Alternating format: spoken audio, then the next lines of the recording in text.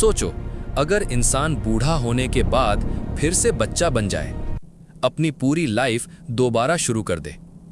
ये कोई science fiction movie नहीं है, ये एक छोटी सी जेलीफिश करती है, जिसका नाम है इमॉर्टल जेलीफिश। मेडिटेरेनियन सी की गहराइयों में पाई जाने वाली ये जेलीफिश सिर्फ 4-5 मिलीमीटर की होती है, लेकिन इसकी पावर साइंस को हिला देती है। नॉर्मल जेलीफिश का लाइफ साइकिल सिंपल होता है, लार्वा, फिर पॉलिप, फिर एडल्ट मेड्यूसा और फिर डेथ।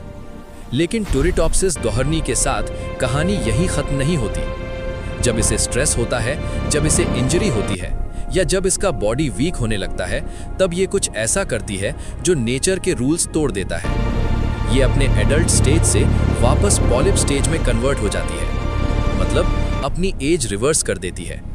इस प्रोसेस को साइंस में कहते हैं ट्रांस डिफरेंशिएशन। इसमें क्या होता है, इसके बॉडी के सेल्स अपनी आइडेंटिटी चेंज कर देते हैं, जैसे एक स्किन सेल नर्व सेल जैसा बिहेव करने लगे। एक फुली डेवलप्ड बॉडी खुद को रीसेट कर देती है। ये बायोलॉजिकल रीप्रोग्रामिंग है। टेक्निकली देखा जाए तो ये जेलीफिश कभी नेचुरल एजिंग से नहीं मरती, इसलिए इसे कहा जाता है बायोलॉजिकली इमॉर्टल। लेकिन क्या ये सच में अमर है? नहीं।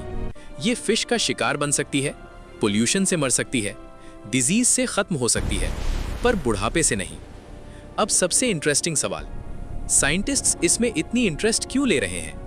क्योंकि अगर हम समझ जाएं कि ये अपने सेल्स को कैसे रीसेट करती है, तो शायद हम एजिंग को स्लो कर सकें, रीजेनरेशन इंप्रूव कर सकें और फ्यूचर में एंटी एजिंग थेरेपीज डेवलप कर सकें। आज स्टेम सेल रिसर्च और जेनेटिक स्टडीज में ट्यूरिटॉप्सिस डॉर्नी एक इंपॉर्टेंट मॉडल बन चुकी है। सोचो, अगर इंसान भी अपनी सेल्स को रीप्रोग्राम कर पाए तो क्या होगा? क्या हम 100 साल के बाद फिर से 20 साल के हो सकते हैं? या फिर नेचर ने ये पावर सिर्फ समुंदर के लिए ही रखी है?